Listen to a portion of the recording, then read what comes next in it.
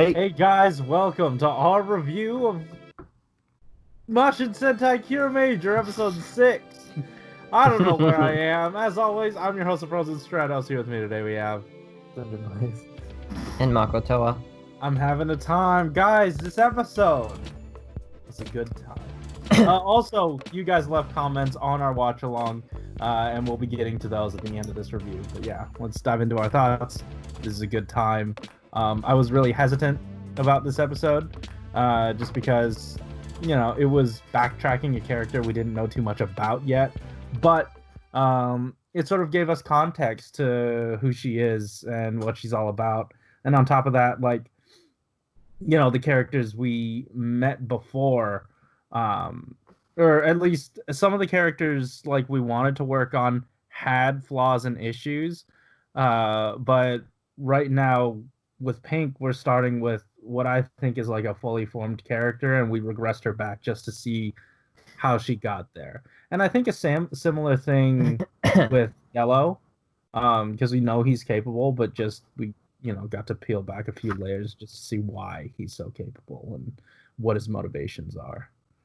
Yeah. I also had like the same kind of like qualms with this episode, just because the whole crying thing was a bit much, I felt like, and like watching this episode, that didn't really like go away. But I really like the main plot of this story, where it kind of like shows like why Pink is like that reliable person that she is. I kind of wish that we got a little bit more of her character beforehand, because she just was not that present in earlier episodes, and it's not like we had a reference point all too much. It's just like in this episode, they're just like, well, you're always reliable, you're always calm, you're always, all that other stuff, but like we barely even knew her. We don't tell. Yeah, we didn't get it before we were just told it. Right. Maybe that's why I was having a hard time with this episode personally. I think I liked the backstory too, but that might have been it, that we just didn't have enough time with Pink before this happened in order to get an understanding of who she was before she regressed. But I feel like that's probably it. The context of her occupation and how well known she is, like in these past few episodes, we've sort of established that she's a well-known doctor, and like that, in just like, everyone just sort of knows that doctors work really hard and they're under a lot of pressure a lot of the times, especially like surgeons. So there's a lot of that, I guess, cultural context that is sort of brought to the table with this kind of profession. And I feel like that helps. But again, like, it was nice to get some sort of background to that this episode. Like, I'm not saying that it definitely wasn't a misstep that they didn't like give us more earlier, but I feel like there's enough cultural context to sort of get to where we need to be. Yeah, like the episode still works on its own. It's just like, I just kind of wish we had like a little bit more, but yeah, I do feel cheated out of an episode with like our character proper. I agree. I think that we needed to see her in action in her suit, saying her little thing where it's like, I don't want this to be a life or death situation or something like that. I guess I wanted to see her, like, we saw the context of her being reliable outside of suit. I just wanted to see her more reliable as a part of this team when they're doing actual battle. Sure. Like, she's got the cool moves and stuff, but that's typical, right? We've always you always highlight different characters with competency in their moves. It was just no different than any other character, really. Yeah, but like, I feel like the most interesting conflict to put her in right now, at least in my mind, is like to grapple between her saving someone and her being a Kiramager, because those are two very important things to do. And I feel like that might be too heavy of a subject to hit this early on. So maybe just something a little bit more lighthearted to ease us into something like that. Because like, she is a doctor, and like how she shines is going to be very important to like everyday life and like actually saving people as well. So that might end up conflicting, being a bigger conflict later. You know what I mean? honestly, I think like kind of think back on it, like this was more of like a ground up episode. Like Mhm. they probably intended to just like to show Pink's character by just starting from like ground zero and just building her up and not Mhm. like referencing something like in a previous episode and just kind of like cross-referencing it and kind of developing it that way. But And I will say it was an interesting way to give us backstory. Yeah. If it was the vehicle to make that happen, I feel like it was fine. I Like, kind of had an issue with the fact that she had like a legit concussion. And then, What? we didn't even have an answer for it by the end, and it was just an accidental like headbang that did it. And I know it's like still Michael, a Toku, train but dropped from the sky and hit her. yeah. Like, how did that Wait, not hold on. get- No. A train dropped from the sky, but that's not what did it. He like smacked her and then she hit her. Yeah, hands and stuff. exactly. He just like threw her up against a rock. I mean, there's your parallel. She hit another rock at the end to get her memory back, I guess. But Sure.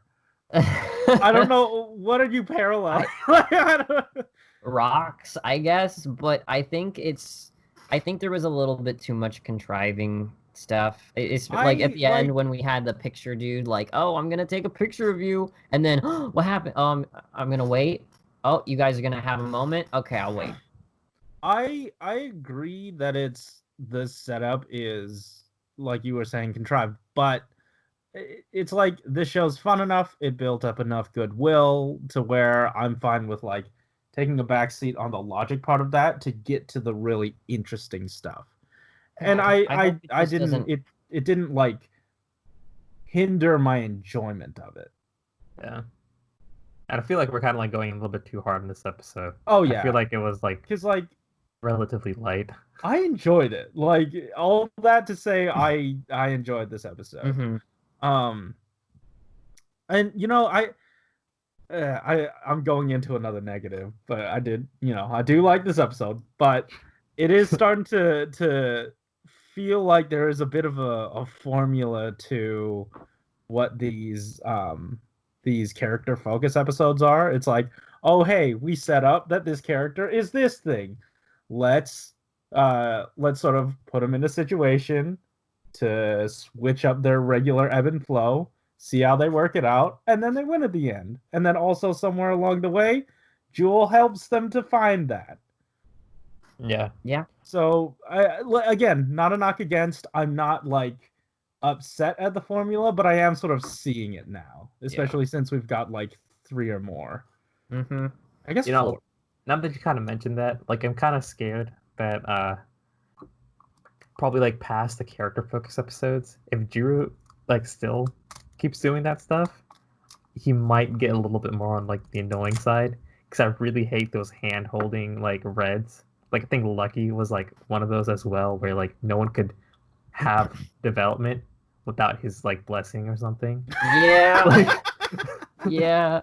He always had to be there to like talk to them, or he was Well, the like- only one connecting them in some ways. That's what kind of made except for Q Naga, Ranger. Yeah. There was a little bit of a disjoint between some of the groups, the cliques, But I in feel that like- Sentai. I feel like it's different here just because we've established that Judah is supposed to like bring out the best in everybody, and I get like the setup is that like it's sort of how it's built, and on top of that, like none of the other members, like especially in this episode, none of them believed that Pink could do it and showed her to be a liability, and like it makes sense. But Judah saw something in her, and it was his instinct that won the day. Sort of, you know what I mean? Like it was his Yosha. call. yeah. So yeah, I don't know. I liked it. Mhm. Oh yeah, Smug Jokey came back. There wasn't really much else to say. I just wanted to say the name Smug Jokey. It's a fun name. It tickles my mouth when I say it. Do you guys have anything else you wanted to say before we dive into the comments? Let's dive too deep. Dive too deep. All right. We technically have 4 comments. The first one is from Tom. Amazing content. You deserve more subscribers. You're darn right. Thank you, bot. What? Another one from Zymer Tracks - sub to me. Good work. It was quite interesting. I want to be friends. Great. Okay, but for real though, the real comments. Yuki Miyazaki says, pretty sweet Pink-focused episode, although I would have liked more story on her, but at least we got something rather than not having any characterization on Pink. Overall, pretty simple and cute episode. Also, Red Actor just tweeted that he is fine and recovering from current big thing that's happening. Hope that he fully recovers from it because I've been liking his role on the character. Yeah, absolutely. That's wonderful news. Also, again, I appreciate the condensed comment. Double the Unknown with another condensed comment. Wonderful job, guys. Brevity is the soul of wit. Once again, the show takes a Sentai trope and makes a very good episode out of it. We've now had the opportunity to establish each character, so hopefully the quality stays as is instead of reaching the classic Sentai drop-off point somewhere in the next 10 episodes. I do like that you brought up the idea of that being like a trope, because it sort of is. Like we've had some like memory regression episodes, and if we take it to be, I guess, sort of like a reference or something, it's just like we just need a quick and dirty vehicle to get us to that sort of tropey episode. What's wrong with you, Michael? Nothing. I may have made an observation, but it's very unrelated, so I'm just rewatching. Fantastic. Okay. But yeah, like if it was a reference / use of a trope, I feel a bit better with, the kind of. What are you doing? Nothing. Am I lagging? No. Oh, okay. With the nature of how it happened. Like I'm less concerned about the how now. Brown cow. What's wrong with you, Michael? What are you doing? There is absolutely nothing. No, what is your observation? I'm asking you. What is your observation? I am not bringing it up. It's not bringing it It's up. Okay. not related. It's not related. Like entirely unrelated. Oh, okay. All right, cool. So yeah, guys, tell us in the comments down below what you think Michael and Alex are talking about. And tell us what you thought about our thoughts about your thoughts about this episode. Like the episode, subscribe, all the you know it. Guys, thanks for watching. Keep it juicy. Yeah. You threw me off so hard. What the heck is happening? What happened? I didn't even see you. I wasn't even looking at you, Alex, so I don't know what you were doing.